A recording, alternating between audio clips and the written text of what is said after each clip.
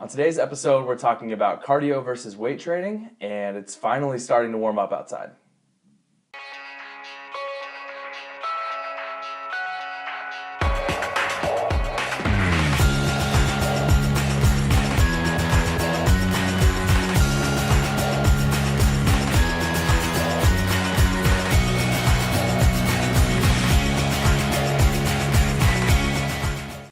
Welcome to episode 5 of EFS TV. I'm Nathaniel Decker. And Megan Osisco.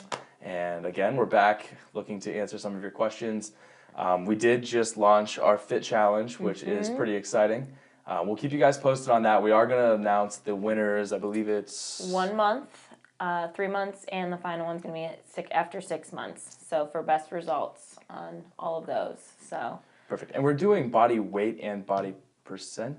Or body fat percent? Right. Yeah. Yep. Both of those. Okay. So, yep. Cool. I'll be interested to see who comes out on top. I've looked over the list of clients that we have and non-clients of people that are entering that. I'm interested to see. I think it's going to be a tough competition. See who's gonna pull it off. It'll be fun. I know I've got a few people that are pretty excited about trying to win it, but we'll see how it goes because these kind of things motivate people pretty easily. So I like it. All right. That being said, though, let's get right into it. I know we've got a lot to cover today. And it's going to be more of themed towards it's getting warm outside. Everybody had questions about getting outside and getting active, which was awesome. So we're kind of theming the show that way today. Yeah. So cool. Let's get into it. Alrighty. Dana asks, is weight training or cardio better for weight loss? That's a good question. I feel like whenever you're comparing the two, the good thing is you can do both. So that's a good thing. But weight training, if you do it more circuit style, so it's elevating your heart rate a little bit more, you are building muscle, which muscle burns more calories at rest. So that's always going to be more beneficial in my eyes. However, there's no reason to discriminate one or the other. It's always a good idea to do both for weight loss. So what would you say? For some people, paying attention to your heart rate is going to be important. So that, when your heart rate's super elevated, you don't want to go past that point of kind of that fat burning stage and where we're dipping into that lean muscle that we just built up. So we want to make sure that we're not breaking down what we just built up. So that's a good point. Hopefully that helps. All right, Claudette asks, I'm a runner. Would weightlifting be a good option to incorporate on an off day? And she says she doesn't want to bulk. She wants to build lean muscle. Okay. But she also has another one too. So as a runner, is it a good idea to have recovery days? Okay. So I'll address the first one. I'll let you do the second. I'm not much of a runner. I'll be honest about that, but this girl is, luckily. So weightlifting, a good option for an off day. Weightlifting is always a good option, first of all. I know when it comes to running, the little bit that I do know about training for running, it's going to help you control your breathing and obviously with your posture as well, being well balanced and doing some weight training.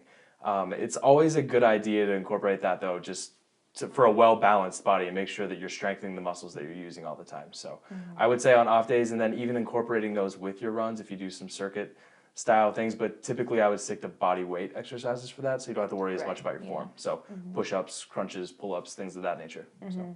Yeah, I 100% agree with that.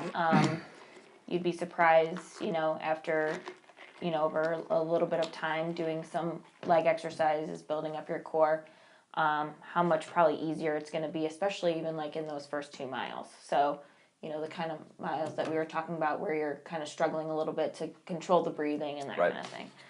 Cool. So to answer that second question, just like anything when we're doing in a specific exercise program, it's definitely important to incorporate recovery days.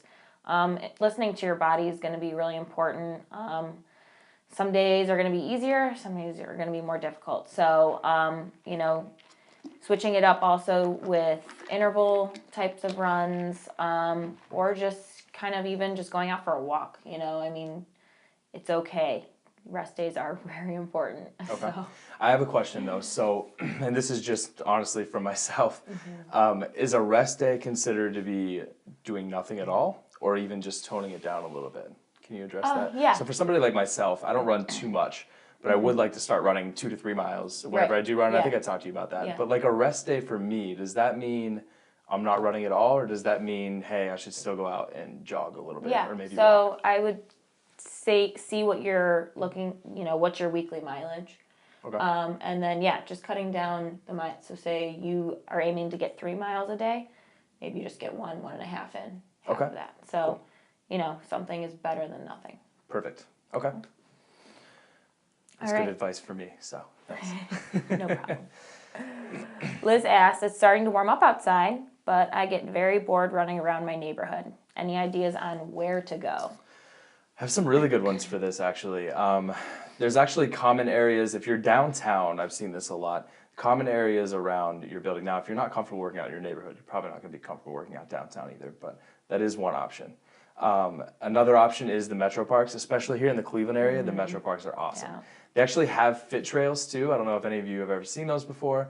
Basically what it is, it's like 1.5 miles or 2 miles of a stretch of a trail that has stations where you can stop and do exercises. So there's like push-up bars, there's a pull-up station, there's a station for crunches, balance beams, things like that. It's a really, really cool workout. I actually did a couple of those last year. They were a lot more challenging than I thought. So definitely check those out. But what would you add to that as far as where to work out outside? Maybe even a lot of the local high schools. Sometimes they have their tracks open to the public. So I like to go there, run or do some more like interval type stuff around the track, or even go up and down the stadium stairs. So that's definitely a really tough workout, doing that a couple times up and down. So That's a good point. just some different ideas. Yeah, that's a good point. Bleachers are always fun.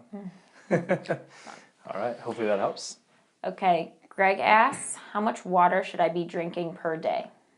Well, if you have one of our water jugs, I'm just kidding. These are pretty cool though. Hopefully you guys took advantage of these for the Fit Challenge. That being said, water's important. By health standards, they've always said 64 ounces a day, so 8-ounce glasses. Something that I usually do with some clients that are starting to address their water intake, I always say have a big glass in the morning, a big glass at night, and that's gonna, if you remember to do those two things, and it's easier to remember that right when you wake up or right before you go to bed, and that's why I say that, but it's gonna knock out like 2/3 of your water intake that you absolutely need every day if you're having a hard time getting to that number. But why don't you tell me a little bit more for like an athlete or somebody that works out a lot? Well, for especially all my clients, I tell them right off the bat to invest in a good water bottle, just because I expect them to have it with them at all times of the day. But yeah, someone who's in a regular exercise regimen and program, I encourage half their body weight in ounces of water. Okay. So that's going to help flushing out any of the toxins and help with recovery and all that good stuff. Just get things moving. So. Perfect. Seems like a pretty basic question, but there actually are multiple answers to that, so I like it. Alrighty, Heather asks, we are heading out for spring break next week, lucky, and we won't have access to a gym. What can I do to work out? That's a good question too. So something that I actually recommend to my clients, first of all, we usually send workouts to our clients. So body weight exercises are always a go-to, especially if you don't have any gym equipment available.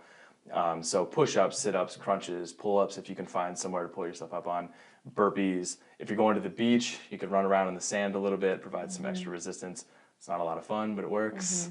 And then you have the water there as well, which Gunnar actually mentioned, so thanks, Gunnar.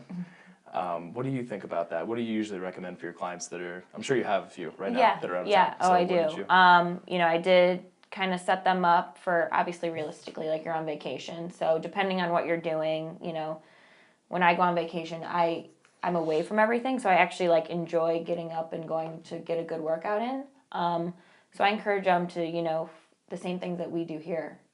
Find some place, that you're going to enjoy looking at and doing a quick workout. But sticking to the body weight exercises, especially like you said, if you don't have a ton of equipment. If they do have in your hotel or condo, go utilize it. In and out in 20 minutes. Obviously, don't go crazy if you're on vacation, but still stay consistent. That's going to be important. And I like that you made, excuse me, the point about being on vacation. So it's funny, I had a client leave this morning actually for spring break with her kids. They were going to her parents, which they don't eat the best, especially with the grandkids. Lots of pasta, things like that. She's Italian. And the biggest point that I wanted to make to her was, I'm less worried about the workouts that you're going to be doing while you're gone and more worried about managing the food you're eating. Now, mind you, you're on vacation, so obviously enjoy yourself. But I did weigh her in today. with every intention of weighing her in as soon as she gets back, so that I can see what we did wrong while we were gone and we can address that right away. But don't be too hard on yourself about getting all your workouts in. Try to address your diet and stuff a little bit more and just stay consistent. Just like as if you were at home, but obviously you want to enjoy yourself a little bit, so maybe a meal or two here and there. So that would be my biggest advice about spring break. Moderation is key. Yeah. Moderation and consistency. So. Very true. Awesome. Well, that wraps up today's episode. Hopefully you guys are as excited as we are about it warming up outside. I know here in Cleveland it can get a little gloomy whenever it's a little cold out. So now it's finally warming up. We're getting excited. We're going to have a lot of boot camps coming out this summer that we'll keep you guys posted on. Outside. Yeah, we have a Client Appreciation Day coming up here in a couple months. We'll keep you guys posted on that. Lots of different events. We'll get that out on our Facebook. And then again, as you're asking more and more questions, use the hashtag AskEFS. Gunner's going to throw that up because he's awesome. And keep them coming, guys. We're excited about answering these questions. And if you have any other ones that pertain to being outside this summer, we'd love to hear them. So thanks, and we'll talk to you at the next episode. See you guys.